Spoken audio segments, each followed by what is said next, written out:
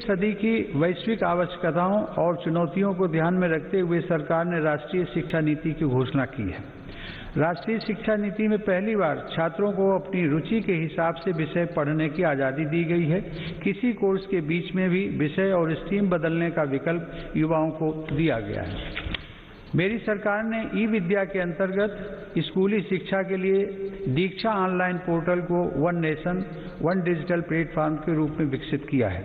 विद्यार्थियों के हितों के लिए संवेदनशील मेरी सरकार ने जेईई और नीट परीक्षाओं का भी सफल आयोजन कर उनका 1 साल व्यर्थ होने से बचाया है।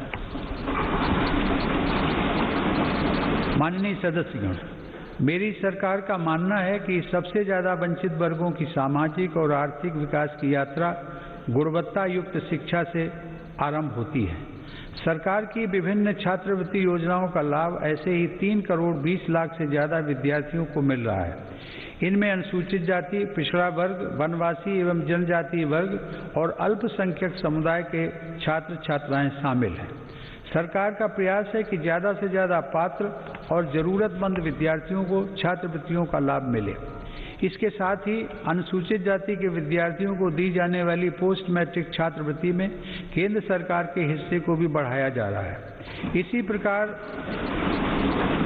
जनजातीय युवाओं की शिक्षा के लिए हर आदिवासी बहुल ब्लॉक तक एकलव्य आवासीय मॉडल स्कूल के विस्तार का काम भी किया जा रहा है। अब तक इस प्रकार के 550 से ज्यादा स्कूल स्वीकृत किए जा चुके हैं। शिक्षा के साथ साथ नौकरी की प्राथमिकताएं आसान करने और व्यवस्थित करने पर भी मेरी सरकार का जोर है। ग्रुप सी और ग्रुप डी में इंटरव्यू समाप्त करने से युवाओं को बहुत लाभ हुआ है। सरकार ने नेशनल रिक्रूटमेंट एजेंसी का गठन करके नौजवानों को नियुक्ति के लिए कई अलग अलग परीक्षाएं देने की परेशानी से मुक्त किया है।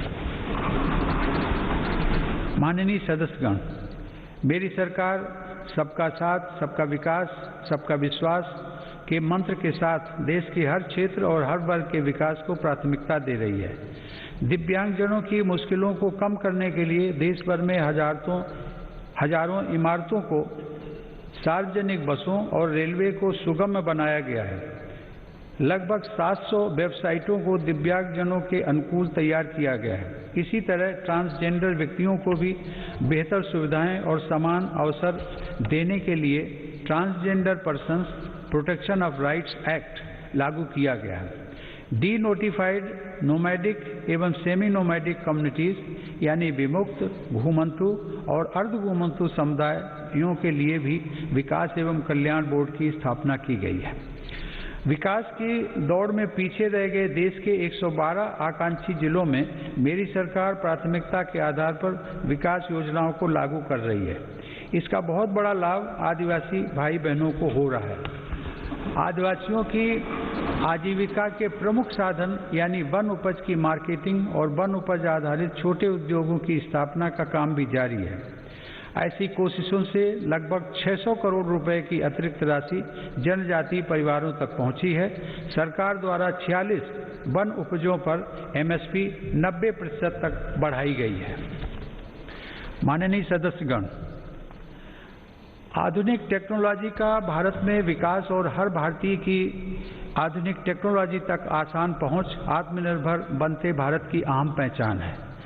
2 गज की दूरी की अनिवार्यता के बीच देश की संस्थाओं और नागरिकों ने डिजिटल इंडिया की ताकत से देश की रफ्तार को थमने नहीं दिया।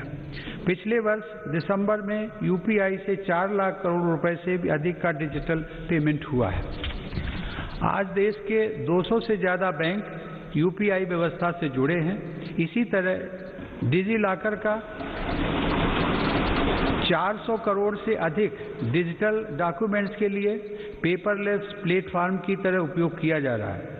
उमंग ऐप पर भी देश के करोड़ों नागरिक 2000 से ज्यादा सेवाओं का लाभ ले रहे हैं। देश में 3.5 लाख से अधिक कॉमन सर्विस सेंटर ग्रामीण क्षेत्रों में लोगों को सरकारी सेवाओं से जोड़ रहे हैं। इसी क्रम में इंडियन स्टैंप एक्ट में संशोधन करके अब देश में ई स्टैंप की व्यवस्था भी लागू कर दी गई है।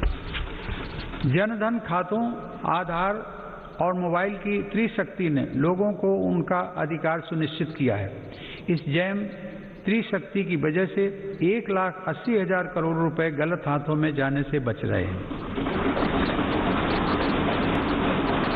मेरी सरकार द्वारा राष्ट्रीय डिजिटल हेल्थ मिशन के जरिए चिकित्सा सेवाओं को डिजिटल बनाने की शुरुआत भी की गई है।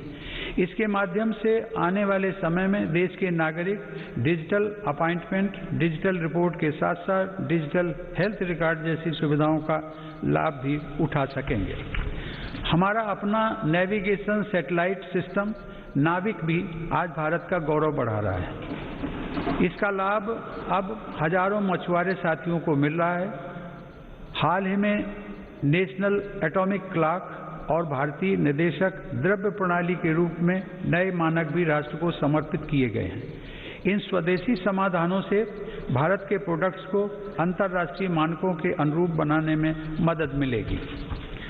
टेक्नोलॉजी का यह अभियान देश की लोकतांत्रिक संस्थाओं को भी सशक्त कर रहा है।